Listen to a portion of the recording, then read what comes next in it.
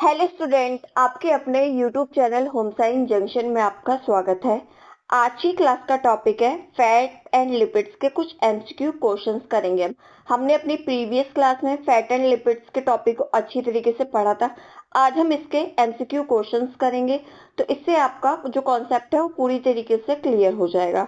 ठीक है, और ये फैक्ट आपके हर होम साइंस के एग्जाम में आता है, चाहे वो आपका D++ भी हो, या आपका बिहार का टीजीटी पीजीटी हो, या आपका यूपी का टीजीटी पीजीटी हो, या आपका एलटी हो, या झारखंड हो। तो सारी होम साइंस के लिए ही इम्पोर्टेंट क्लास है आज की। तो हम स्टार्ट करते हैं आज की क्लास को। फर्स्ट क्वेश्चन है आपका, साधारणतः किस वसा को हानिकारक कोलेस्ट्रॉल कहते हैं। तो आपको ये बताना है कि किस वसा को, यानी कि किस फैट को हानिकारक कोलेस्ट्रॉल कहेंगे। ऑप्शन दिए हुए हैं। फर्स्ट ऑप्शन है आपका एलडीएल।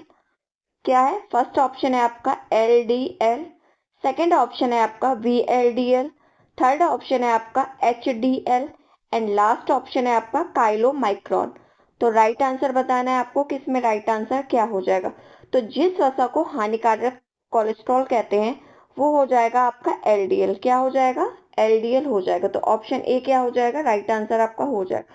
जो आपका एचडीएल होता है ना, तो एचडीएल आपका उत्तम क्वालिटी का कोलेस्ट्रॉल होता है। कैसा होता है आपका? हाई क्वालिटी का कोलेस्ट्रॉल होता है एचडीएल। ये आपको ध्यान रखना है। ठीक है, इस बार आपसे क्या पूछा है? हानिकारक कोलेस्ट्रॉल पूछा है। हो सकता है आपसे हाई क्वालिटी वाला कोलेस्ट्रॉल पूछ ले, उसमें आपका एचडीएल आंसर राइट आंसर हो जाएगा। और एलडीएल की फुल फॉर्म होती है लो डेंसिटी लिपोप्रोटीन, एचडीएल की फुल फॉर्म होती है हाई डेंसिटी लिपोप्रोटीन। क्लियर है आपको ये क्वेश्चन? आगे देखते हैं हम अपना नेक्स्ट क्वेश्चन। क्वेश्चन में पूछा है आपसे, निम्न वसा में से कौन सा स्वस्थ वसा माना जाता है। ठीक है, ऑप्शन दिए हुए हैं इसमें, पशु का वसा, ट्रांस वसा, संतृप्त वसा एंड असंतृप्त वसा। तो जो आपका स्वस्थ वसा माना जाता है वो माना जाता है आपका संतृप्त वसा। ठीक है, तो ऑप्शन डी क्या हो जाएगा? आपका राइट आंसर हो जाएगा। असंतृप्त वसा को ही हम अनसैचुरेटेड फैटी एसिड कहते हैं और संतृप्त वसा को हम सैचुरेटेड फैटी एसिड कहते हैं। ट्रांस फैट हमारा तो ट्रांस फैट ही होता है। पशु का वसा हो जाता है हमारा एनिमल फैट। तो हमारा स्वस्थ वसा की कैटेगरी में आ जाता है संतृप्त वसा। क्लियर है आपको ये? अगला क्वेश्चन देखते हैं। जिसने फैट की प्रीवियस वाली क्लास देखी होगी थ्योरी वाली, वो इस क्वेश्चन को आसानी से आज सॉल्व कर पा रहे होंगे। पूछा हुआ है क्वेश्चन में आपसे, निम्न में से कौन आवश्यक वसामय अम्ल स्रोत नहीं है। नहीं पूछा हुआ है, क्वेश्चन को ध्यान से पढ़िएगा। ऐसा ना हो फ्लो में आप क्वेश्चन तो पढ़ लें पर नहीं पढ़ना भूल जाएं और अपने आंसर को गलत कर दें। ऑप्शन दिए हुए इसमें, फर्स्ट ऑप्शन है रुई के बीज का तेल, सेकंड ऑप्शन है नारियल, थर्ड ऑप्शन है आपका सोयाबीन एंड लास्ट ऑप्शन है आपका सूर्यमुखी यानी कि सूरजमुखी। तो आवश्यक वसामय अम्ल होता है आपका नारियल हो जाता है, सोयाबीन हो जाता है, सूरजमुखी हो जाता है यानी कि सूर्य। कौन सा नहीं होता है? तो रुई के बीज का तेल नहीं होता है।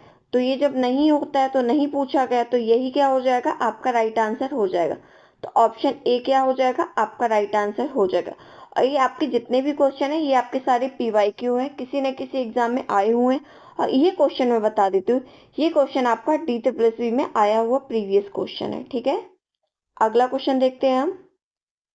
पूछा हुआ है आपसे, पकाने के किस तेल में सबसे अधिक आवश्यक वसी अम्ल है। किसके लिए? पकाने के तेल में। ऑप्शन दिए हुए हैं। फर्स्ट ऑप्शन है आपका मूंगफली का तेल यानी कि groundnut oil, second option है आपका नारियल का तेल, थर्ड ऑप्शन है आपका सनफ्लावर तेल एंड लास्ट ऑप्शन है आपका कैस्टर तेल। तो इसमें जो राइट आंसर हो जाएगा वो हो जाएगा आपका मूंगफली का तेल। क्या हो जाएगा? मूंगफली का तेल यानी कि ग्राउंड नट ऑयल। तो पकाने के मूंगफली के तेल में सबसे अधिक क्या होता है? आवश्यक वसी अम्ल पाए जाते हैं यानी कि एसेंशियल फैटी एसिड पाए जाते हैं।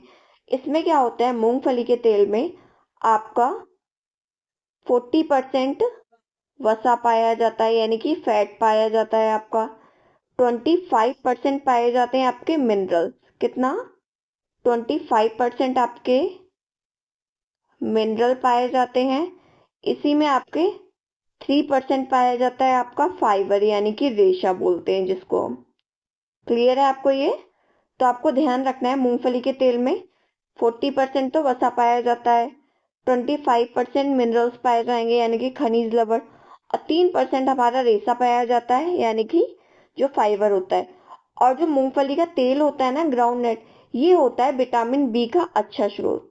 किसका? विटामिन बी कॉम्प्लेक्स का ये अच्छा स्रोत होता है। अगला क्वेश्चन देखते हैं हम अपना।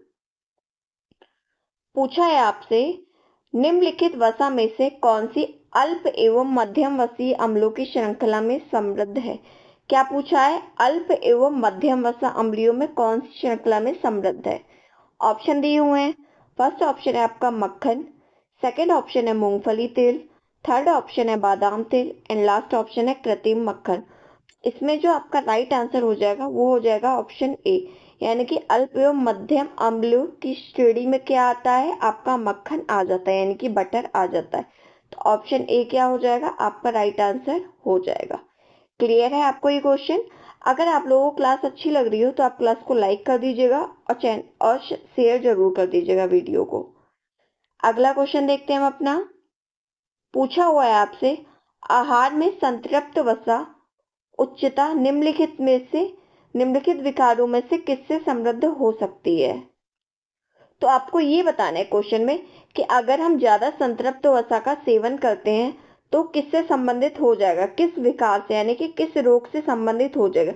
अगर हम सही संतृप्त वसा यानी कि सैचुरेटेड फैट का ज्यादा सेवन करते हैं तो ऑप्शन दिए हुए हैं। फर्स्ट ऑप्शन है गुर्दा खराब होना, सेकंड ऑप्शन है क्षुधातिय, थर्ड ऑप्शन है आपका क्षुधा अभाव, एंड लास्ट ऑप्शन है आपका हृदय रोग।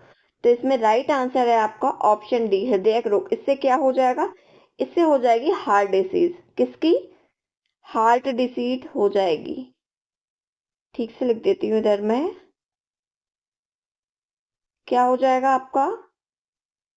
हार्ट डिसीज हो जाएगी अगर हम ज्यादा मात्रा में संतृप्त वसा यानी कि सैचुरेटेड फैट का ज्यादा सेवन करेंगे तो। ठीक है, इसीलिए कहा जाता है कि क्या सही होता है आपके लिए? Unsaturated fatty acid and saturated fat आपकी बॉडी के लिए, हेल्थ के लिए ज्यादा अच्छा होता है।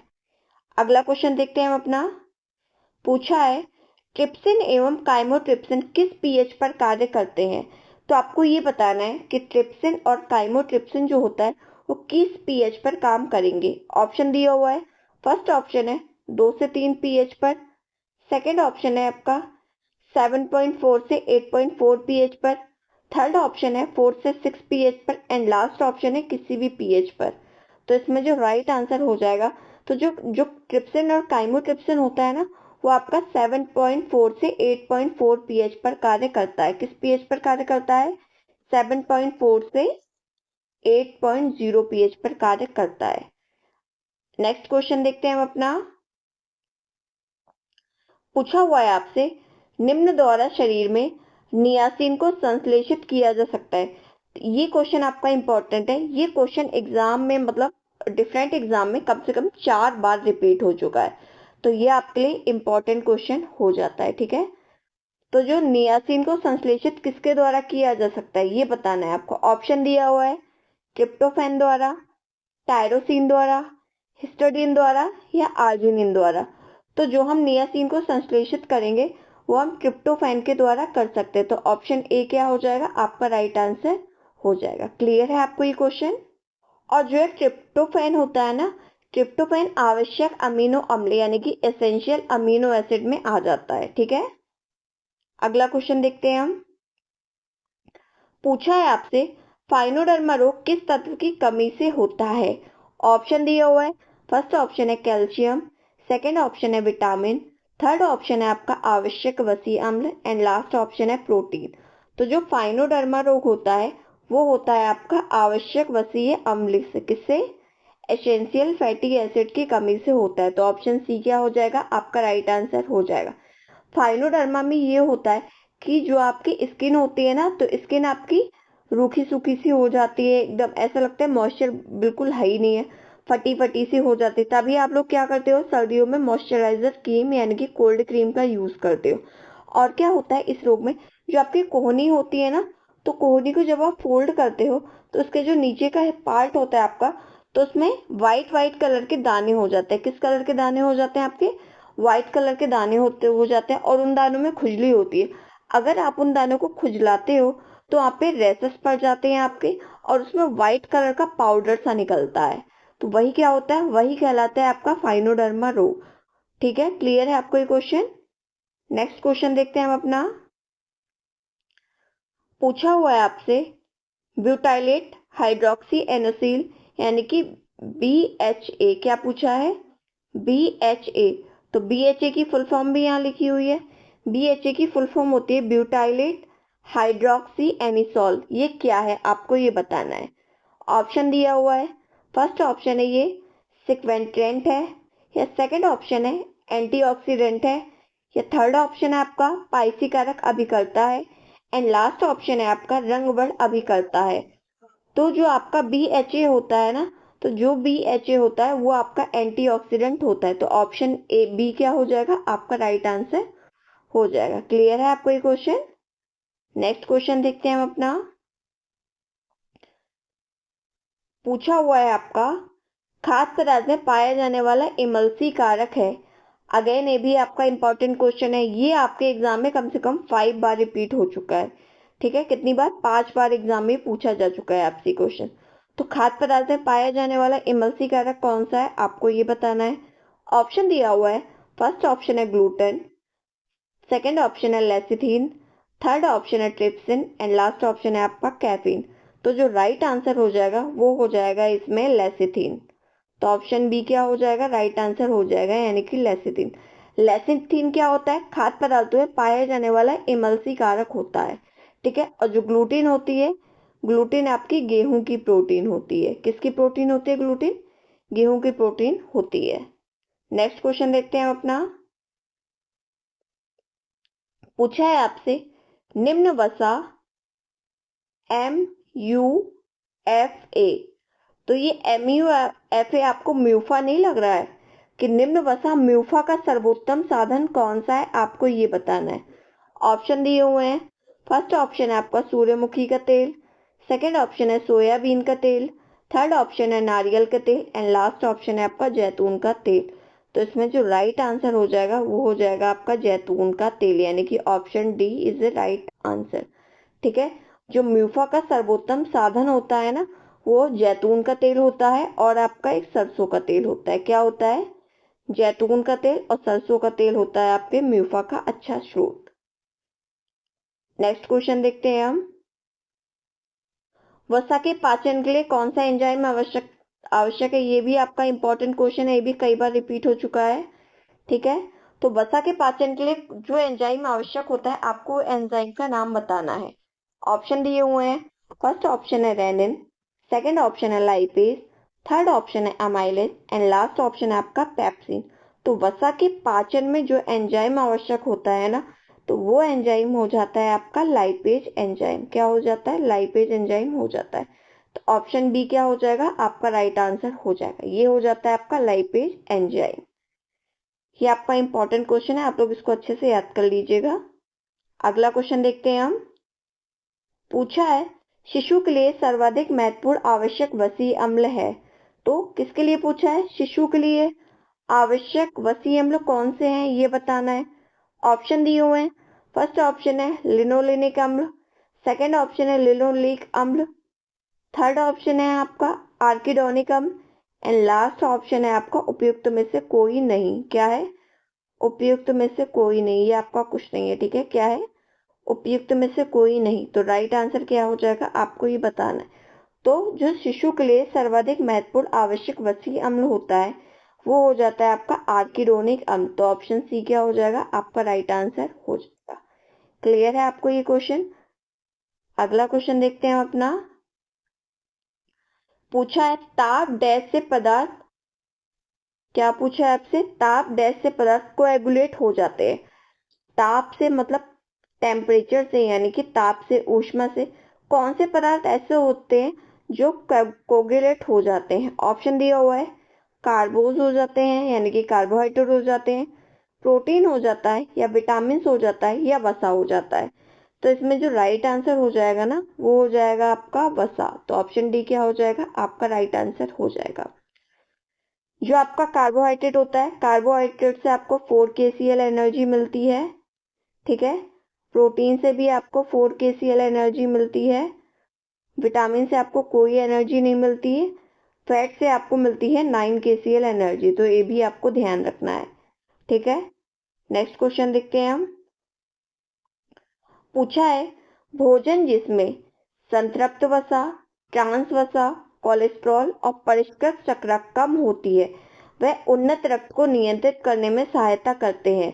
तो उन्नत रक्त को नियंत्रित करने में कौन सहायता करेंगे? जिसमें क्या होता है? संतृप्त वसा यानी कि सैचुरेटेड फैटी एसिड, ट्रांस वसा को हम ट्रांस फैट कहते हैं, कोलेस्ट्रॉल और परिष्कृत शर्करा कम होती है। तो कौन सा होता है? ऑप्शन दिए हुए हैं। फर्स्ट ऑप्शन है शर्करा स्तर होते हैं या लिपिड स्तर होते हैं या सोडियम स्तर होते हैं या प्रोटीन स्तर होते हैं। तो इसमें जो राइट आंसर हो जाएगा वो हो जाएगा आपका ऑप्शन बी यानी कि लिपिड स्तर। तो ऑप्शन बी क्या हो जाएगा? आपका राइट आंसर हो जाएगा। क्लियर है आपको ये क्वेश्चन? नेक्स्ट क्वेश्चन देखते हैं हम अपना। पूछा हुआ है आपसे निम्नलिखित में से किसके ऑक्सीडेशन से सर्वाधिक ऊर्जा प्रति ग्राम प्राप्त होती है? तो ये बताना है आपको सबसे ज्यादा ऊर्जा किससे मिलती है, किसके ऑक्सीडेशन से। ऑप्शन दिया है, फर्स्ट ऑप्शन है वसा, सेकेंड ऑप्शन है प्रोटीन, थर्ड ऑप्शन है ग्लूकोज एंड लास्ट ऑप्शन है पर ग्लाइकोजन। तो इसमें जो राइट आंसर हो जाएगा ना वो हो जाएगा आपका वसा। क्यों? क्योंकि वसा से हमको मिलती है 9 KCl एनर्जी। कितनी मिलती है? 9 KCl एनर्जी मिलती है। प्रोटीन से मिलती है 4 KCl एनर्जी और कार्बोहाइड्रेट से भी हमको 4 KCl मिलती है। तो सबसे ज्यादा जो एनर्जी मिल रही है, ऊर्जा मिल रही है, वो हमको वसा से ही मिल रही है। तो इसलिए ऑप्शन ए आपका राइट आंसर हो जाएगा। नेक्स्ट क्वेश्चन देखते हैं हम अपना। पूछा हुआ है आपसे वसा में घुलित विटामिन है तो आपको ये बताना है फैट सॉल्युबल विटामिन कौन से हैं। ऑप्शन दिया हुआ है विटामिन ई है, विटामिन बी है, विटामिन ए है या ए तथा बी दोनों है। तो जो विटामिन ई होता है ये तो होता है आपका किसमें? वसा में घुलनशील यानी कि फैट सॉल्युबल होता है। जो विटामिन बी होता है तो विटामिन बी आपका वाटर यानी कि जल में घुलनशील होता है, ठीक है। और विटामिन ए भी होता है आपका फैट सॉल्युबल विटामिन। तो इसके अकॉर्डिंग आपका हो जाएगा ऑप्शन डी राइट आंसर यानी कि इधर सी आ जाएगा। क्या हो जाएगा?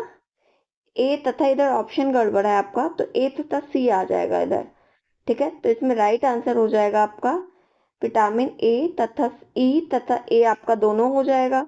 क्यों? क्योंकि विटामिन ई भी वसा में घुलनशील होता है, विटामिन ए भी वसा में घुलनशील होता है। तो ए तथा सी दोनों आपके राइट आंसर हो जाएंगे। तो क्या हो जाएगा? ऑप्शन डी राइट आंसर हो जाएगा। वसा में घुलनशील कौन से विटामिन होते हैं? यानी कि फैट सॉल्युबल जो विटामिन होते हैं वो होते हैं आपके vitamin A, vitamin D, vitamin E और विटामिन के। इसी में अगर वाटर सॉल्युबल विटामिन होगा तो वाटर सॉल्युबल विटामिन होते हैं आपके विटामिन बी कॉम्प्लेक्स आ जाते हैं इसमें और विटामिन सी आ जाते हैं, ठीक है। अब कॉन्सेप्ट क्लियर है आपको? अगला क्वेश्चन देखते हैं हम अपना। पूछो है एक मोटे व्यक्ति को खाने में कम प्रयोग करना चाहिए। तो आपको ये बताना है जो व्यक्ति ऑलरेडी मोटा है तो उसको किसका खाने में कम प्रयोग करना चाहिए? वसा का, कार्बोहाइड्रेट का, प्रोटीन का या विटामिन का। तो मोटे व्यक्ति को वसा का सेवन कम करना चाहिए। तो ऑप्शन ए क्या हो जाएगा? आपका राइट आंसर हो जाएगा, ठीक है। और मोटे व्यक्ति क्या होता है? जो मोटा व्यक्ति होता है और वसा का सेवन ज्यादा करता है तो इसमें बहुत सारे रोग होते हैं। जैसे क्या हो जाता है? ब्लड प्रेशर हाई होना यानी कि बीपी हाई होना, ठीक है। और आपका डायबिटीज की शिकायत हो जाती है। किसकी? डायबिटीज की शिकायत हो जाती है, हार्ट डिसीज हो जाती है, किडनी डिसीज हो जाती है। तो बहुत सारे रोग मोटे व्यक्तियों में देखने को मिलते हैं। क्लियर है आपको ये? अगला क्वेश्चन देखते हैं हम अपना। पूछा हुआ है लाइपेज क्रिया करता है तो लाइपेज किस पर क्रिया करता है ये बताना है। ऑप्शन दिया हुआ है प्रोटीन पर, शर्करा पर, खनिज लवण पर या वसा। तो जो लाइपेज क्रिया करता है ना वो क्रिया करता है वसा पर। तो ऑप्शन डी क्या हो जाएगा? आपका राइट आंसर हो जाएगा। इसी में अभी आपने एक क्वेश्चन और पढ़ा था कि वसा का पाचन कौन सा एंजाइम करता है, तब उसमें आपका आंसर था कि वसा का पाचन लाइपेज एंजाइम करता है।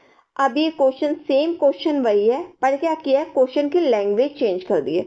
तभी मैंने क्या किया? दोनों क्वेश्चन को इंक्लूड किया है जिससे आपको क्वेश्चन की लैंग्वेज समझ में आ जाए। इस क्वेश्चन में पूछे है लाइपेज क्रिया करता है तो लाइपेज किस पर क्रिया करेगा? वसा पर क्रिया करेगा। ठीक है। और ये क्या होता है, लाइपेज एक एंजाइम होता है जो कि हमने पढ़ा था अभी, प्रीवियस क्वेश्चन में हम कर चुके हैं। ठीक है अपना। तो आपको हर तरीके से, चाहे जितनी भी लैंग्वेज घुमा के आयो क्वेश्चन पूछे, आपको उसका आंसर आना चाहिए। नेक्स्ट क्वेश्चन देखते हैं। पूछा है आपसे, वनस्पति तेल अच्छे स्रोत होते हैं, तो आपको ये बताना है जो आपके वनस्पति तेल होते हैं ना, यानी कि वेजिटेरियन ऑयल, वो किसके अच्छे स्रोत होते हैं। ऑप्शन दिया हुआ है मोनो असंतृप्त वसीय अम्ल के, या पॉली असंतृप्त वसीय अम्ल के, या अनावश्यक वसीय अम्ल के, या मोनो एवं पॉली असंतृप्त वसीय अम्ल के। तो इसमें राइट आंसर क्या हो जाएगा, आपको ये बताना है। तो जो आपको वनस्पति तेल अच्छे स्रोत होते हैं वो होते हैं आपके पॉली असंतृप्त वसीय अम्ल के, यानी कि पॉली अनसैचुरेटेड फैटी एसिड। क्या आ जाएगा, पॉली अनसैचुरेटेड फैटी एसिड। तो ऑप्शन बी क्या हो जाएगा, आपका राइट आंसर हो जाएगा। अगला क्वेश्चन देखते हैं हम अपना। पूछा हुआ है निम्नलिखित में से कोलेस्ट्रॉल का, किसका, कोलेस्ट्रॉल का सर्वाधिक घनिष्ठ संबंध किससे है। ऑप्शन दिए हुए हैं दूध से है, फल से है, प्रोटीन से है, या वसा है।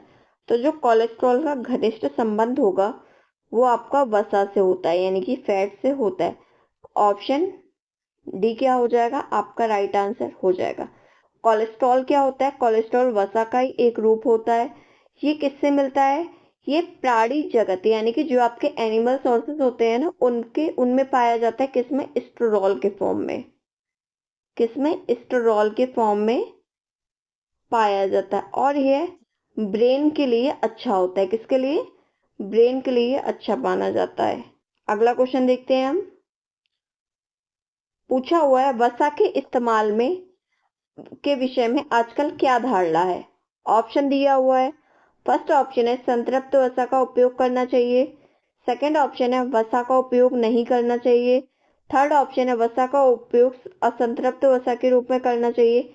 एंड लास्ट ऑप्शन है आपका हाई कोलेस्ट्रॉल वाला भोजन ग्रहण करना चाहिए। तो हम क्या करेंगे, हाई कोलेस्ट्रॉल वाला भोजन ग्रहण करेंगे तो हम बीमारियों का शिकार हो जाएंगे, हमें हार्ट डिसीज हो जाएगी। संतृप्त वसा का प्रयोग हम ज्यादा कर नहीं सकते हैं क्योंकि वो भी हमारी हेल्थ के लिए अच्छा नहीं होता है। अगर वसा का उपयोग हम करेंगे ही नहीं तो वो भी सही नहीं होगा, फिर हमें और कुपोषण हो जाएगा। तो हमें क्या करना चाहिए, वसा का उपयोग हमें असंतृप्त वसा के रूप में करना चाहिए, यानी कि अनसैचुरेटेड फैटी एसिड के रूप में हमें वसा का सेवन करना चाहिए। ये हमारी बॉडी के लिए अच्छा होता है, हमारी हेल्थ के लिए अच्छा होता है। क्लियर है आपको ये क्वेश्चन। अगला क्वेश्चन देखते हैं हम। पूछा है आपसे वसा अघुलनशील है, तो वसा किसमें घुलती नहीं है, किसमें अघुलनशील है। ऑप्शन दिया हुआ है ईथर में, पानी में, कार्बन टेट्राक्लोराइड में, या क्लोराइड में। तो जो वसा अघुलनशील होती है ना, वसा पानी में अघुलनशील होती है। तो वसा क्या होता है, वसा होता है आपका तेल या घी। आप पानी में थोड़ा सा घी या तेल की एक बूंद डाल के देखिएगा, वो पानी में डिजोल्व नहीं होगा, वो उसी के ऊपर तैरेगा। ठीक है। तो इसलिए ही कहा जाता है वसा पानी में अघुलनशील होता है। और क्यों अघुलनशील होता है, क्योंकि फैट में हाइड्रोजन बॉन्ड नहीं होता है। कौन सा, फैट में आपका हाइड्रोजन बॉन्ड जो होता है ना वो नहीं पाया जाता है। ठीक है, क्लियर है आपको ये क्वेश्चन। अगला क्वेश्चन देखते हैं हम अपना। पूछा है सर्वाधिक ऊर्जा की कैलोरी उत्पन्न होती है। ऑप्शन दिया हुआ है शुद्ध घी से, रिफाइंड से, मूंगफली के तेल से, या सरसों के तेल से। तो इसमें राइट आंसर हो जाएगा आपका शुद्ध घी। जो शुद्ध घी होती है ना उससे आप 100% आपको कैलोरी मिलती है। कितनी, 100% आपको ऊर्जा मिलती है शुद्ध घी से। तो इसलिए शुद्ध घी का सेवन जो कुपोषण का शिकार है उनको अच्छे से करना चाहिए, जो मोटापे के शिकार है या जिनको हार्ट डिसीज है उनको उचित मात्रा में करना चाहिए, ना के बराबर करना चाहिए। ठीक है, अपनी डाइट से उनको स्किप कर देना चाहिए। अगला क्वेश्चन देखते हैं हम। पूछा है आपसे कौन मक्का जम ऑयल में अच्छी सुगंध होती है, यह अच्छा साधन है। तो यह किसका अच्छा साधन है, आपको ये बताना है। ऑप्शन दिया हुआ है। फर्स्ट ऑप्शन है स्कॉर्बिक एसिड का, सेकंड ऑप्शन है एस्पार्टिक एसिड का, थर्ड ऑप्शन है, फर्स्ट है आपका स्कॉर्बिक अम्ल, सेकंड है आपका लिनोलेनिक अम्ल, थर्ड है आपका एस्पार्टिक अम्ल, एंड लास्ट ऑप्शन है आपका लैक्टिक अम्ल। तो लैक्टिक एसिड किस में पाया जाता है, लैक्टिक एसिड पाया जाता है आपके मिल्क में, यानी कि इसको मिल्क शुगर भी बोला जाता है। तो इसमें राइट आंसर क्या हो जाएगा, आपको ये बताना है। तो कौन यानी कि मक्का जम ऑयल में जो अच्छी सुगंध होती है ना, एक उसकी अच्छी स्मेल होती है ना, तो ये अच्छा साधन होता है आपका किसका, लिनोलेनिक अम्ल का होता है। तो ऑप्शन बी क्या हो जाएगा, आपका राइट आंसर हो जाएगा। ठीक है, एक चीज मैं आपको और क्लियर कर दूं, आज क्लास में ये बहुत बार नाम लिया गया है कि संतृप्त वसा, असंतृप्त वसा। ठीक है, तो जो आपकी संतृप्त वसा होती है, कौन सी, संतृप्त वसा होती है आपकी सैचुरेटेड फैटी एसिड, असंतृप्त वसा होती है आपकी अनसैचुरेटेड फैटी एसिड। तो जो संतृप्त वसा होगी आपकी वो कैसी होती है, यानी कि सैचुरेटेड फैटी एसिड हो जाएगा आपका जैसे घी, ये क्या होते हैं, घी हो जाएगा, डालडा हो जाएगा, ये क्या होते हैं आपके नॉर्मल रूम टेम्परेचर पर जमे होते हैं। कैसे, नॉर्मल जो रूम टेम्परेचर होता है ना उसमें ठोस अवस्था में ही रहते हैं। और जो अनसैचुरेटेड फैटी एसिड होते हैं, यानी कि जो असंतृप्त फैटी अम्ल होते हैं, वो आपके द्रव अवस्था में होते हैं। कैसे, द्रव अवस्था में होते हैं नॉर्मल टेम्परेचर पे, यानी कि नॉर्मल रूम टेम्परेचर पे ये आपको द्रव अवस्था में देखने के लिए मिलते हैं। इसके एग्जाम्पल क्या हो जाएंगे, जैसे आपका सरसों का तेल हो जाएगा, सोयाबीन ऑयल हो जाएगा, मतलब कोई भी तेल हो जाएगा आपका। तो ये सारे किसमें, अनसैचुरेटेड फैटी एसिड की कैटेगरी में आपके आ जाएंगे। और जो हमारी हेल्थ के लिए अच्छा होता है वो होता है आपका अनसैचुरेटेड फैटी एसिड, यानी कि असंतृप्त वसीय अम्ल। और जो सैचुरेटेड फैटी एसिड होता है ये हमारे स्वास्थ्य के लिए अच्छा नहीं होता है, इसका हमें कम मात्रा में सेवन करना चाहिए। ठीक है, क्लियर है आपको ये। तो आज की क्लास हमारी यही एंड होती है। हमने अपने सारे कॉन्सेप्ट क्लियर कर लिए। पहले हमने क्या किया, पहले हमने फैट की थ्योरी पढ़ी, उसके बाद हमने उससे रिलेटेड क्वेश्चन पढ़े। तो जो भी हमारे डाउट थे क्लियर हो जाते हैं। अगर आपको कोई भी डाउट हो तो आप कमेंट सेक्शन में उस डाउट को अपने जरूर मेंशन कीजिएगा और अपना फीडबैक भी जरूर दीजिएगा। और अगर आपको क्लास अच्छी लगी हो तो आप क्लास को लाइक कर दीजिएगा, शेयर कर दीजिएगा और चैनल को जरूर सब्सक्राइब कर दीजिएगा, जिससे आपको टाइम टू टाइम क्लास की नोटिफिकेशन मिलती रहे। Thank you so much.